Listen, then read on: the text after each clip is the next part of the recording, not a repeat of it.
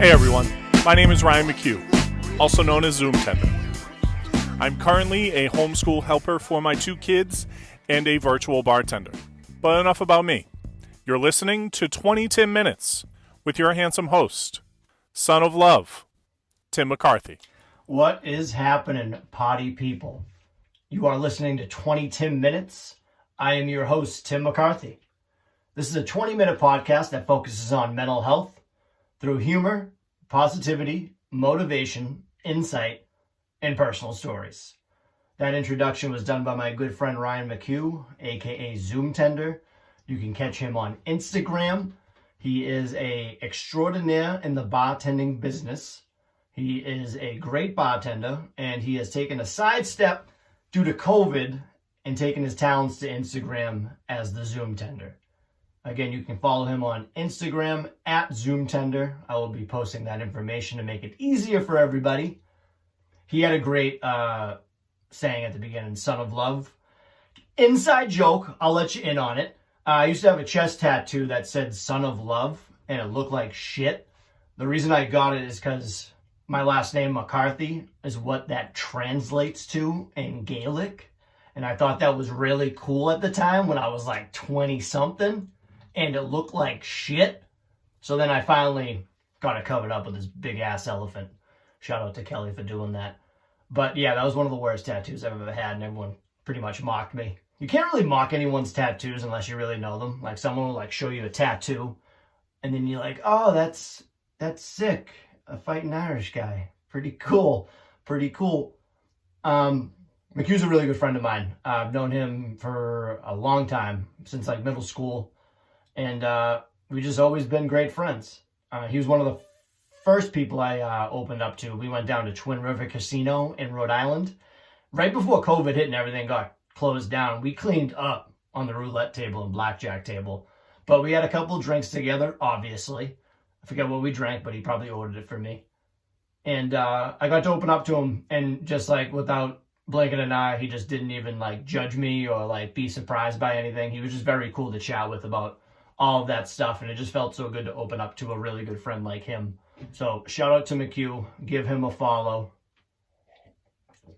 Taking a little sip of water here. But hope everyone's holiday was really good. Me and Lindsay had a really good holiday. She made me a nice drink. And my drinking, like I've said before, I used to be a ruthless drunk. Not ruthless or I had a problem, but when I drank, there was usually a problem. So I don't really drink as much as I do, or as I did back in the day. I like a couple good cocktails. I'm not like I have to drink a beer, be a man. Like, give me a fruity cocktail, I'll drink it. I don't care. My wife made me a pretty good drink last night, and it was like with the peanut butter vodka, and it had like milk in it. It was like a milkshake pretty much. And I made this video too about that, where all white people say this when they drink something or taste something that has booze in it that's really good. And they go, that's dangerous. It's the whitest thing you can say anytime you do that. So what's in this? Screwball peanut butter, whiskey, Godiva chocolate liqueur, a little bit of milk, some vanilla ice cream, some chocolate syrup, and some good scoop of peanut butter. Whipped cream. That's dangerous. But hope everyone had a great Christmas. I sure did, kind of. With everything going on, I was supposed to go down to visit my family in Mashpee, but I had to stay home. But it was great because I stayed up to like 4 a.m. the night before and slept till like 4 p.m. the next day, and I felt great. It was awesome not to do anything, no driving. So it was good. But the sad part was I didn't get to see my family or hang out with them. But I got some good gifts from my mom, and sent out a lot of gag gifts to my brothers and sister, and my mom. So that was fun. Me and Lindsay don't really do gifts. I always say like I don't want to do any gifts, especially when my birthday's in January. It's like you got to give me a gift on Christmas, then you got to give me one on my birthday. Just do more on my birthday, and let's not do Christmas. So I was like, let's not do gifts. Obviously, I had to give her a gift. So I'm very bad at gift giving, and this time I was like, you know what, this is going to be good. So I got her 2 frames to hang up on our walls, which is going to be a long time because we have so many frames that we've yet to put on our walls because we don't know where to put them. She wants to paint the walls. It's a big process, but these were really good. I got her 2 photos from our wedding of her sister, her and her sister, and then her sister laughing. Unfortunately, Lindsay's sister is no longer with us. She passed away in 2017 of cystic fibrosis, also goes by CF. It's a very bad breathing disease, and it was very sad to see Alana go. So I knew she was going to cry right away, and I started to cry as well. I felt very bad and happy that I could do something for her, and she was really appreciative of that photo, so I can't wait to put those up with her. Alana meant a lot to me too. She was one of my biggest fans, and she had like the best laugh in the world. I absolutely loved it. And it was like, I'm always a sucker for making people laugh, especially that easy. And I'm like, yeah, you're pretty legit. So it was pretty sad when that happened. And I felt bad too, because like Lindsay was having a tough time with it, and like I tried to hold it together, and there'd be times like I would go off and just cry because I felt like that weird thing. It's like, it's your sister. And I'm really glad that she was a part of my life when I met Lindsay. So Lindsay obviously had troubles with the loss of her sister, and she had to go to therapy because I actually kind of pushed her a little bit for that, because I don't know how to handle something like that as a husband. And it was very tough for me to do that, especially when it's super tough for her. I don't know what to say in that instance because I've never been in that position. So she went to therapy, kind of stopped going because the lady she doesn't have a really good relationship with. And of course now it's pretty tough to even find somebody, let alone have somebody that's good. And I was thinking about this because mental health is tough to get. And there's both physical and mental, which you can go to therapy for both. But when you go get therapy for your mental health, it kind of feels weird, and it doesn't have the same level for physical therapy. So like, say you bust your arm and you go to get physical therapy because you need to heal that. You need to get back to that. She needs therapy, or anybody that needs therapy with the loss of anybody in their life, they are never going to get over that loss. You can get over maybe a shoulder injury, and you'll maybe kind of still affects you, but therapy won't fix that. And then the other way too is like, say you lose a limb. You lost a limb and you survive. You can still keep going without that limb, and that will scar you for life. You'll never get over that. So if we can live without our limbs, why can't we work on our mental health and heart? And it's tough.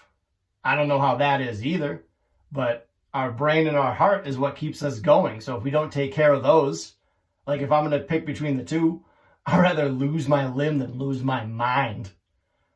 So that's always something that I was thinking about with her lately. And we were talking about it. I wanted to get her opinion on the matter. And she just misses that thing where like she has inside jokes that she can't explain to anybody else. Like she was watching something, I forget what it was, and she like pulled out her phone to want to text her sister, and she couldn't, and just like that sadness hit her, and it breaks my heart to see. So that's why you got to make sure that you appreciate the people in your life, because you don't know when they're going to go. If I could give Lindsay one thing in life, it would be for her to talk to her sister one more time. But it was a good Christmas. We are looking forward to New Year's. It was very good to relax with just me and her. We didn't do much, and I loved it. I love just hanging out with her, not doing anything. It is the best. So New Year's coming up, and we also talked about this, how everyone focuses on New Year, New Me. And I feel like you got to do that to a point, because you don't want to set yourself up so high that you'll fail. Because you can start whatever you want right now. Like, why wait until the 1st? Like, maybe get prepared for the 1st. Like, I'm always doing that too. I'm like, I'll wait till Monday. And then Monday comes, you're like, I forgot to do that. But now today's Wednesday, and it just doesn't work out. Like I know it's the week, Sunday through Saturday, but you can get that started whenever you want. But definitely set your goals for next year and try to do the best you can.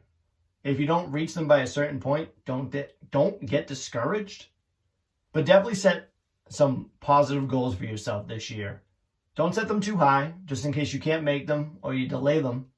But there's nothing stopping you from doing great in 2021, even if this COVID thing starts picking up again. So don't worry. set your goals. Don't set yourself up for failure. And I think my goals for next year is definitely getting into more shape like everybody else. The good thing is I don't go to like an actual gym, because January 1st, all the people get like upset. Like, oh, can't believe this person's coming to the gym and wanting to better themselves. That's why people give up at the gym. There's so many pretentious people at the gym. It's like, no, these are my weights. Don't even look at them.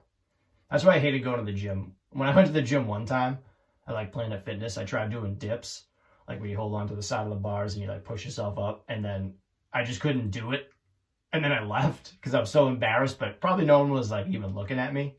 So I gave up at the gym because I go to like jujitsu and do a little bit of Muay Thai, and that's what I like. I don't like picking up weights or doing all this stuff. I don't need show me muscles, all right? I need like those hidden muscles that come out of nowhere, but I got to find those too. So I'm definitely going to be working on that this year, the end of this year and next year.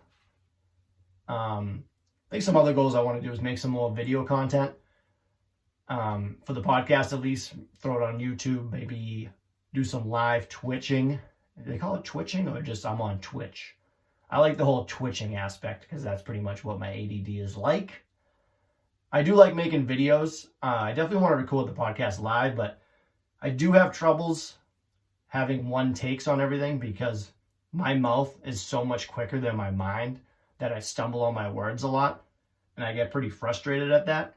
So these episodes are pretty chopped, and I think I do a good job of making it seem like they're not.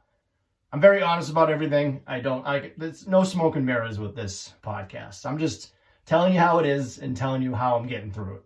And I appreciate everyone saying so many nice things about the podcast and tuning in. I'm very surprised about all the nice things people say and people opening up to me about their issues or any questions they have. It is very nice to be the person that someone comes to because of me opening it up about my mental health. And people are surprised because I do notice too, it's like a lot of females that open up about mental health more than men. And a lot of people give me credit for that. But I tell everybody, I'm like, I just don't care anymore. Like I'm turning 35 in January 16th, if you want to give me something. And I just don't care. I don't care what people think about me anymore. Again, I've always said that I used to care what people thought about me. And I'm just like, you know what?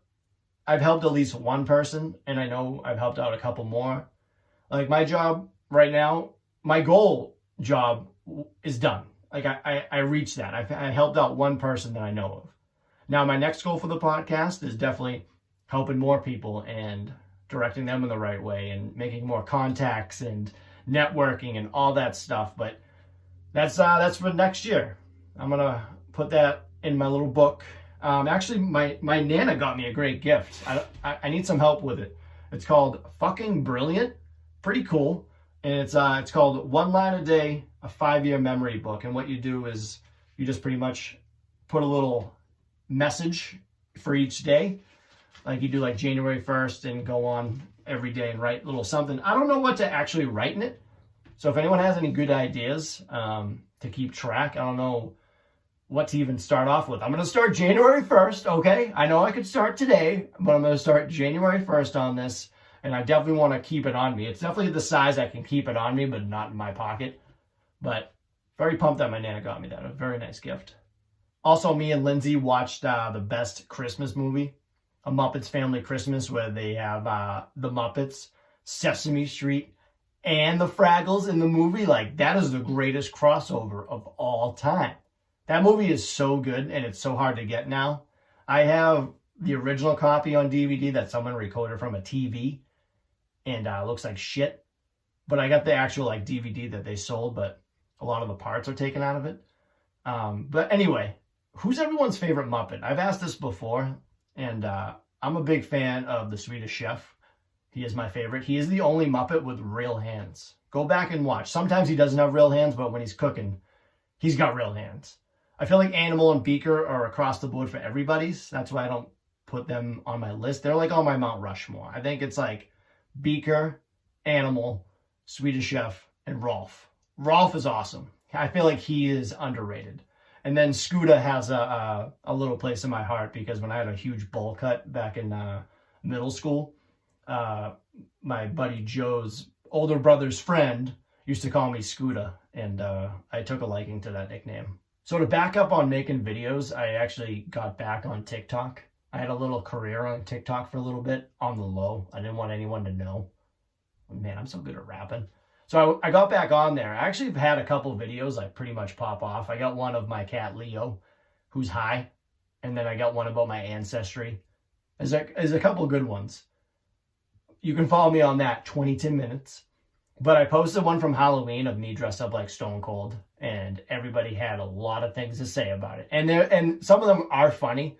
I don't mind being made fun of if it's original and funny. Like, the video has me coming out in my Stone Cold outfit. And people are like, oh, when you buy Stone Cold off of Wish.com. And I'm like, that's funny. Like, that's really good. But then there's people like, oh, nice little muscles. You're as big as my Chihuahua. I'm like, good one, dude. And I'm so petty. Like, I'm positive and stuff, but if you come at me talking shit, I'm coming back to you talking shit. That's how I grew up with my friends. I'm not going to take a very shitty joke about me, all right? So I put some guy on blast on TikTok. I like showed his photo. Like, he was a guy that shouldn't be like making fun of someone else's appearance. Like, I don't want to make fun of his appearance, but I kind of had to. You kill my cat, I kill your dog. That's pretty much how it works. I've heard that saying one time, and I would never do that, but I kind of like it because I get it. It's like Hammurabi's code, eye for an eye, tooth for a tooth, but I'm going over the top a little bit more if you're coming at me, because I am petty. Tom Petty. But I do like TikTok because it does have a lot of good videos that cheer me up. Like, back in the day, this got fucked up. I would watch like death videos on Reddit. It was pretty much called Watch People Die. And when I brought that up to my therapist the first time, she was like, yeah, you got to stop doing that. And then so I stopped completely, because that's what dragged me down so hard, because that's where like all my thoughts are. I always talk about death and how I'm obsessed with it. Like, I even followed like world star hip hop videos. Like, I just can't do that stuff anymore. And I absolutely hate it. But people that are derogatory, I just can't deal with it anymore. Like, stop being a dick. Just say funny things. Like, say funny things that we can both laugh at. All right? But I'm definitely going to try to come out with more content for this podcast. I should probably do an OnlyFans, but the only difference is I just wear as much clothes as I can. I think I could get some good money for that. I feel like everyone should have an OnlyFans, because I would love to see how much people would want to pay to see me naked. I feel like we should just make it all equal for everybody. It's cool. We were born naked. Like, why is it weird? Actually, no, I don't want you to see me naked. I don't want to be made fun of. I don't want you saying mean things to me, because I won't laugh. But anyway, thank you again for checking out 20TIMinutes. You guys fucking rock. My movie suggestion of the week is the original Alice in Wonderland from 1951. I recently watched that again. That is my favorite Disney movie. That and Lilo and Stitch. Ohana means family. But Alice in Wonderland is insane. Because, like, I was thinking about it more, like, obviously it's, like, all drug-related. Like, people say, like, oh, like, it's based on drugs. And that's probably true. But it came out in 1951. Like, that, like, blows my mind. So the book was out in 1865, right? That's, like, when the Civil War ended. And whoever, like, the guy or girl that wrote that is bananas. Like, I know, like, opiates were crazy after them, but, like, how did you think of all of that stuff? Then in 1951, it's like, hey, let's put that on the big screen and just make it crazy. Like, there's so many references in that movie that I'm like, oh my God. There's two small parts in that movie that I absolutely love. First one is when the lizard goes to the house, Bill, and then he goes in there and she sneezes and he shoots out of the chimney, and the guy goes, there goes Bill. Love that. And then the mome rats. I can't really explain, you just gotta watch it. But 1951 is crazy to me, because that's when the people were talking like old time. They're like, hey, see, what's up, dame? Like, I Love Lucy came out in 1951. Catcher in the Rye came out in 1951. Fucking Tupperware was invented back then. Like, I was looking up sayings and shit. There was a saying called backseat bingo. You want to go in the backseat and have a little bingo? That means making out in the back seat. And then there's a classy chassis. Oh, you got a nice classy chassis there. That means you have a banging bod. So it's like, hey, how about you get that classy chassis in the back of my car and have a little bingo? Like, I don't know, that just cracks me up. Like, people like that were watching that movie. Like gas was like 27 cents a gallon, and a movie ticket was like 41 cents. You could like have a party with like $2. Man, those were probably the days. No, they weren't. They were awful. Those were awful days. Every generation had like awful days, but the 50s, kind of sketchy. And then my song of the week suggestion is Evergreen Terrace. They do a cover of Foo Fighters' Everlong, and it's pretty good. It's like, I wouldn't, like metal, not metal, but it has a couple screams in it. Might not be your cup of tea, but I like the difference of it. I like a good cover. I like the Foo Fighters, but I don't love the Foo Fighters, if that makes sense. Like, I respect them, but I wouldn't like buy their album or like buy their ticket to go see them. But if you invited me for a free ticket, I would go. Like, I respect Dave Grohl. He's awesome. I don't know. It's people probably gonna yell at me for not loving the Foo Fighters. I always get into those things when like you don't see a movie and people are like, you haven't seen that movie? That's why I always say like, I kind of forget it. I'd have to watch it again. Like, that's the biggest lie that I tell you. I'm opening up more. I'm like, you know what? I haven't seen that fucking movie. All right, get off my back. There's a whole list of movies I haven't seen. I think the first one that comes to mind is Avatar. I actually haven't seen The Matrix either. Took me like until I was like 25 to see Shawshank Redemption. Yeah, I'm sorry. I'm not gonna lie. It's who I am. But thank you guys so much. I actually have really fun recording this. I actually recorded it with my phone as well, but I probably won't release it because it was like a trial and error thing. But I'll probably have some bloopers in there that I'll probably piece together. But I probably won't. But thank you guys so much for checking out 20 Minutes. Again, I am your host, Tim McCarthy. You can follow me and find me on the internet, Facebook, Twitter, Instagram, and now TikTok at 20 Minutes. Come and say hello. Come and chat with me. Tell a friend about the podcast. Give me a review on iTunes, only if it's like 4 or 5 stars. If it's not, don't do it. But I love you guys. Again, don't beat yourself up about New Year's resolutions. Start off small and big, you know? You got to do jab, jab, punch, and then uppercut the end of 2021. We got this. Rope-a-dope everybody out of the way. I love you guys. Have a great week. And if I don't see you, I'll talk to you next year.